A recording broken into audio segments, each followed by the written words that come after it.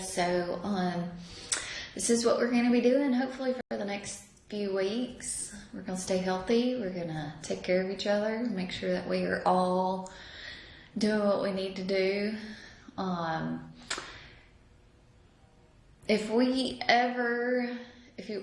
you have trouble with anything, please email me and let me know what's going on, because I know things are going to be weird around households, and you're going to have other responsibilities besides just taking classes. Like me, my kids are out of school for the next few weeks, so I've got to be mom and teacher and everything. So I get it. So if you need anything, please let me know. Always don't ever hesitate to ask me anything. So in Canvas, in modules, you're going to see some assignments, and that sometimes I'm going to post some worksheets for you that I'm going to be working in these videos. You don't have to print them out. If you don't have a printer, you don't have to worry about printing them out. But if you have a printer, go ahead, print them out and follow through. You can definitely write everything that I am writing down just on some notebook paper. But I do want you to try to take some notes so that you can kind of understand everything that's going on. So today we're going to look at sine and cosine graphs. We've already talked about sine and cosine graphs, but we're going to do a little bit more in depth. I'm going to review things with you. Today we're going to just look at sine and cosine, everything about it, and then later we're going to look at the rest of them. So tangent, cotangent, secant, and cosecant. All right. So on the sheet we've got one rotation of your sine graph. So what graphing does is takes the unit circle and expands it on an X and Y axis. So your X axis becomes your radian measures, and then your Y axis just associates with what the value is at that radian. Okay. So with your sine and cosine graphs, you have some things. These are a normal sine graph. This is graphed right here. This is your normal sine graph. So this is just sine of X, like this. Like there's no transformations to it. There's nothing. This is just your regular cosine graph. No transformations to it. So just like we did in foundations, how we transformed functions and we moved them up and down, left and right, expanded them, shrunk them, all that good stuff. Same thing we're going to do with sine curves. Okay. So if you look at this, the regular, so sine of 0 on the unit circle, so sine of 0 is just a 0. Okay. If you plugged in sine of pi over 6, so that would fall about here. Pi over 4 would fall about there, and pi over 3 would be about there. So if you did the rest of them, then we would have 1/2 square root of 2 over 2, square root of 3 over 2, and then sine of pi over 2 is just a 1. And then we're going to go all the way back through. So this is just the unit circle, just expanding on your X and Y axis here. Okay. All right, so we have some definitions that we need to get familiar with. So your amplitude is going to be half the distance between your minimum and your maximum value. So here's your maximum value and here's your minimum value of your sine curve. So half the distance between that. So your amplitude here is just going to be a 1, but it's going to change. It will change throughout. So your amplitude is half the distance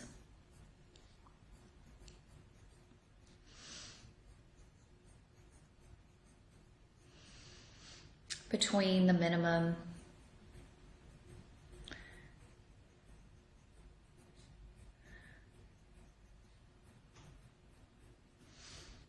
and maximum values.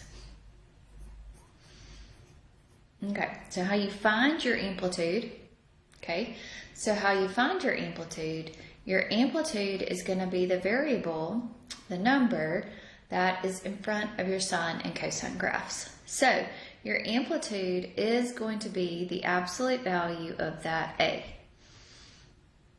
Your amplitude doesn't change on, well, we'll get to cotangent and tangent, so just hold back with that. So sine, cosine, cosecant, and secant graphs, your amplitude is going to be your absolute value of A. Okay? Your period is the length of one cycle. So this is just a part of the graph. So this is considered one period here for your sine graph.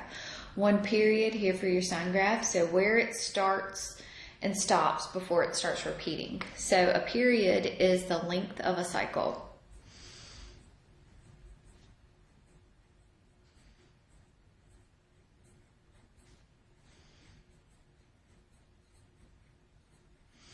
Okay, and so the period for a sine and cosine graph is going to be 2 pi. Okay, so it takes 2 pi before it starts repeating again the values. But remember, we can change it. Okay, so your period is going to then take 2 pi and divide by whatever that b is. So your period is going to be 2 pi divided by the absolute value of b. So remember, we just always want it to be positive here. Okay, your phase shift is considered your horizontal shift.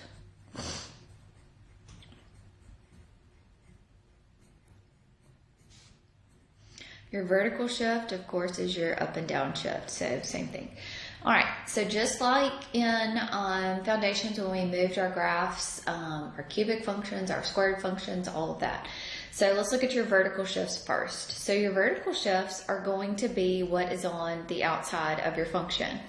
So if we add something on the outside of our function, that means that we're going to move it up. If we subtract a number on the outside of our function, we're going to move it down. So vertical shift, so if D is positive, so plus D here is going to shift the graph up. And if it's a minus D, it's going to shift down. That changes, if you notice, that changes something inside your graph. Okay, so if you look right there, right now our normal curve has not shifted any. So if you notice that we've got 1 unit here and we've got 1 unit here, from that point we've got 1 unit and we've got 1 unit and we've got 1 unit. So it kind of changes our midline. So we'll talk about that a little bit later. So your phase shift is your horizontal shift, so that's going to shift it left and right. So if you can remember that if we had something like this, if we had like an x minus 2, all of it was a squared like that, remember that it would shift it to the right 2 units. So the same thing is going to happen here. So this c right here is inside the function, okay? So when that c is positive, it's going to move it to the left, and when that c is negative, it's going to move it to the right.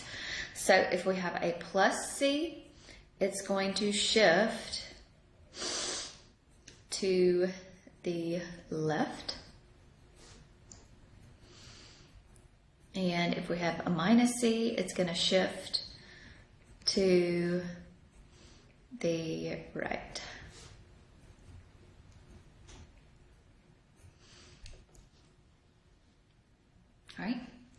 All right, so let's graph. Let's take this information and let's graph. So I'm going to do this first one with you, and I'm going to let y'all do the second one. So here we've got y equals 3 sine of x. So what is the amplitude? So here we've got the amplitude is going to be the absolute value of 3. So the amplitude is going to be 3. So that just means it's going to stretch it 3 units up. It's going to stretch it 3 units down. Okay. The period is going to be 2 pi divided by the absolute value of b. But b here is just a 1. So the period is just going to be 2 pi. Okay. The phase shift, is there a phase shift? So there's no phase shift. And there is no vertical shift. vertical. I can't spell. Okay. All right. So your x values are going to be 0 to 2 pi. Okay. So I want to graph one period of the function. So I'm going to go to 0 and I'm going to go all the way up to 2 pi. Okay.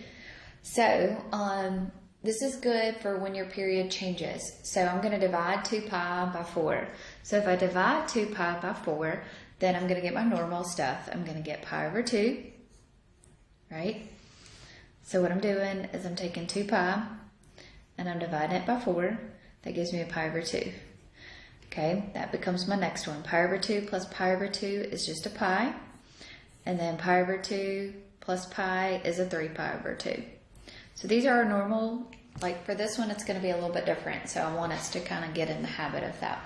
Okay. So these are your x values. So sine of 0 is just a 0, right? So from the unit circle, sine of 0 is just a 0. 0 times 3 is a 0. Sine of pi over 2 is a 1. 1 times 3 is a 3. Sine of pi is a 0.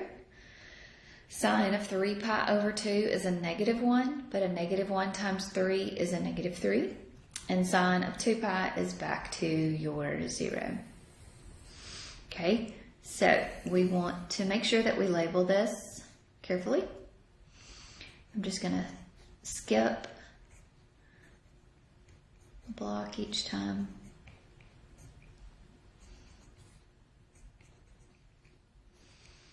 So I want to just graph one period here.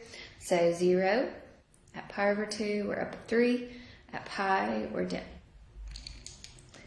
At pi, we're at 0. Sorry. At pi, at 3 pi over 2, we're down to -3, and then we're back up at 2 pi. So here is one full period of the graph. Okay? All right, let's look at, so y'all do B for me. So y'all do B. Take a minute and do B. So pause the video and take a second to do B. Okay. All right, so here we've got our amplitude is the absolute value of a -2.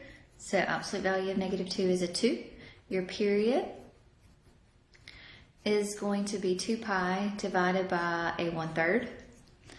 So that's going to be 2 pi times 3 over 1. So your period is going to be a 6 pi. Okay, no phase shift and no vertical translations either. So no I can't spell, so none, right? For either of those. Okay, so I want to graph one period of this function. So I'm going to go to 0 to 6 pi. So same thing I did up here. I'm going to divide 6 pi by 4. Okay, so I'm going to divide 6 pi by 4. So that's going to give me a what? 3 pi over 2. So that means I'm going to go 0. My next one that I'm going to graph is 3 pi over 2. The next one that I graph is going to be 3 pi over 2 plus 3 pi over 2, which is 6 pi over 2, right? 6 pi over 2 plus 3 pi over 2 is a 9 pi over 2. 9 pi over 2 plus 3 pi over 2 is a 12 pi over 2. 6 pi over 2 there is a 3 pi.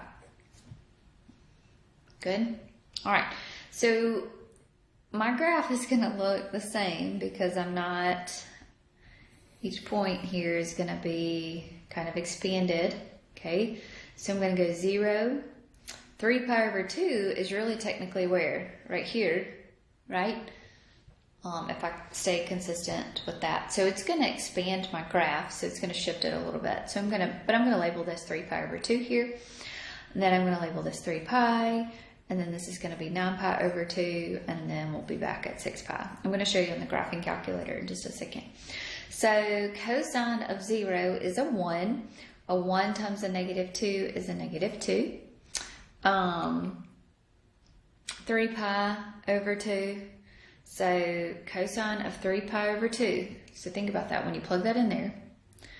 So this is going to be a negative 2 cosine of 1/3 times 3 pi over 2, right?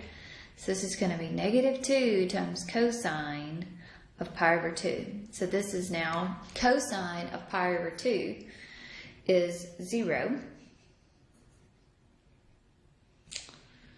Then if I plug in a 3 pi, so if I plug in a 3 pi right there, so this is going to be a negative 2 cosine of 1/3 times 3 pi. So this is going to be cosine of pi. Okay, so cosine of pi is a negative 1, but a negative 1 times a negative 2 is a positive 2. And then if I plug in a 9 pi over 2, that's going to be like looking at 3 pi over 2 there. So cosine of 3 pi over 2 is back to 0, and then we're back to negative 2. Okay, so at 0, we will be down at negative 2. At 3 pi over 2, we'll be at 0. At 3 pi, we'll be up at 2. 9 pi over 2 will be at 0, and 6 pi over 2 will be at a negative 2.